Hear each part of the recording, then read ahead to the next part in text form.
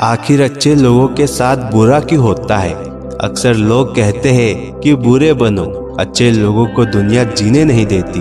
आपने भी यह महसूस किया होगा कि जो लोग अच्छे कर्म करते हैं वे परेशान रहते हैं, वहीं जो लोग बुरे कर्म करते हैं और अज्ञान की राह पर होते हैं वे खुशहाल दिखते हैं। कुछ लोग मानते हैं कि इंसान मरते हैं और दोबारा जन्म लेते हैं।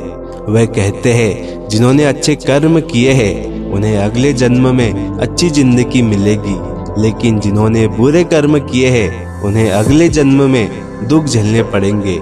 इस शिक्षा के मुताबिक एक इंसान इस जन्म में कितना भी अच्छा काम क्यों न करे, उसे अपने पिछले जन्म के पापों की सजा भुगतनी पड़ती है।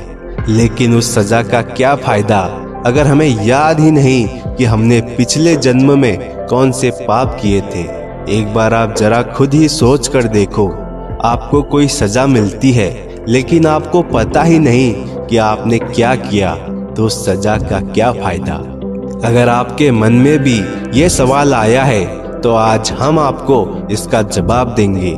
ये जवाब वो है जो भागवत गीता में लिखा है और श्री कृष्ण ने अर्जुन को बताया था। एक बार की बात है, अर्जुन ने भगवान श्री कृष्ण से पूछा कि अच्छे लोगों के साथ हमेशा बुरा ही क्यों होता है, वहीं बुरे लोग खुशहाल दिखते हैं और अच्छी जिंदगी जीते हैं। अर्जुन का यह प्रश्न सुनकर श्री कृष्ण मुस्कुराए और कहा, मनुष्य जैसा सोचता है और महसूस करता है वैसा कुछ नहीं होता है, बल्कि अज्ञानता की वजह से वह सच्चाई नहीं समझ पाता है। फिर श्री कृष्ण ने अर्जुन को एक कहानी सुनाई और कहा, इसे सुनकर तुम समझ जाओगे कि हर प्राणी को उसके कर्म के हिसाब से ही फल मिलता है। एक नगर में दो पुरुष रहा करते थे। एक पुरुष हमेशा धर्म के मार्ग पर चलता था, अच्छे कर्म करता था, पूजा पाठ में यकीन रखता था, हर रोज मंदिर जाता था और धर्म दान भी करता था। वहीं दूसरा पुरुष बिल्कुल विपरीत था। वो हर रोज मंदिर तो जाता था लेकिन पूजा करने नहीं, बल्कि मंदिर के बाहर से जूते चप्पल चुराने। समय बीतता गया और एक दिन बहुत जोर की बारिश हो रही थी। इस वजह से मंदिर में पुजारी के अलावा कोई नहीं था। ये बात जब दूसरे पुरुष को पता चली तो उसने कहा कि यही सही मौका है मंदिर से धन चुराने का। पंडित से नजर बचाकर उसने मंदिर का सारा धन चुरा लिया। उसी समय धर्म कर्म में विश्वास रखने वाला व्यक्ति भी मंदिर पहुंचा। दुर्भाग्य से मंदिर के पुजारी ने उसे ही चोर समझ लिया और चिल्लाने लगा। वहां लोग इकट्ठा हो गए और उसे बहुत मारा। किसी तरह वो बचते बचाते वहां से निकला तो दुर्भाग्य ने उसका साथ वहां भी नहीं छोड़ा। मंदिर के बाहर वो एक गाड़ी से टकरा गया और घायल हो गया। इस घटना से वो इतना दुखी हो गया कि उसने अपने घर से भगवान की सारी तस्वीरें निकाल दी। कुछ सालों बाद दोनों पुरुषों की मृत्यु हो गई। मरने के बाद जब दोनों यमराज की सभा में पहुंचे और भले पुरुष ने दूसरे व्यक्ति को देखा तो उसे बहुत गुस्सा आया।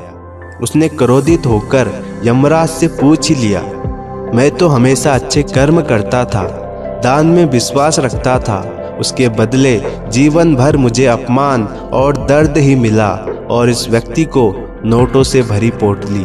आखिर ऐसा भेदभाव क्यों? इस पर यमराज ने कहा, पुत्र तुम गलत समझ रहे हो। जिस दिन तुम्हारी गाड़ी से टक्कर हुई थी वो दिन तुम्हारे जीवन का आखिरी दिन था, परंतु तुम्हारे अच्छे कर्म की वजह से तुम्हारी मौत सिर्फ एक छोटी सी चोट में बदल गई। तुम इस दुष्ट व्यक्ति के बारे में जानना चाहते हो? दरअसल इसके भाग्य में राजयोग था, मगर इसके बुरे कर्मों और अधर्म की वजह से वो सिर्फ एक छोटी सी धन की पोटली में बदल गया। तो दोस्तों, अब आप भी अर्जुन की तरह समझ गए होंगे कि भगवान हमें कब क्या किस रूप में दे रहे हैं मनुष्य को समझ में नहीं आता। मगर आप अच्छे कर्म करते रहे तो भगवान की कृपा हमेशा आप पर बनी रहती है। श्री कृष्ण ने गीता में भी बताया है कि किसी के द्वारा किया गया कर्म बेकार नहीं जाता, चाहे वो अच्छा हो या बुरा। इसलिए हमें अपने अच्छे कर्मों को बदलना नहीं चाहिए, क्योंकि उसका फल हमें इसी जीवन में मिलता है। आपके साथ कितना भी बुरा क्यों ना हो, बस हिम्मत कभी मत हारना और खुद को कभी मत बदलने देना। जिस तरह बुराई के बिना हमें अच्छाई की कदर नहीं होती, वैसे ही बुरे वक्त के बिना अच्छे वक्त की कदर नहीं होती। आपके साथ जो कुछ भी होता है उसकी कोई ना कोई वजह जरूर होती है। रामायण में भी श्री राम को 14 साल का वनवास करना पड़ा था, जिसके लिए वो बिल्कुल भी तैयार नहीं थे। फिर भी उन्होंने खुद को तैयार किया, हिम्मत किया और वनवास की ओर अपने कदम बढ़ाए। श्री राम तो भगवान थे, भगवान होकर भी उन्हें इंसानी रूप में कितनी पीड़ा और दुख सहना पड़ा, पर वे हिम्मत से सबसे लड़े थे, क्योंकि वह उनकी मंजिल नहीं थी, मात्र एक सफर था। आई होप कि आपको ये वीडियो अच्छा लगा होगा, तो वीडियो को लाइक शेयर कमेंट जरूर करें और चैनल को सब्सक्राइब कर दो दोस्त।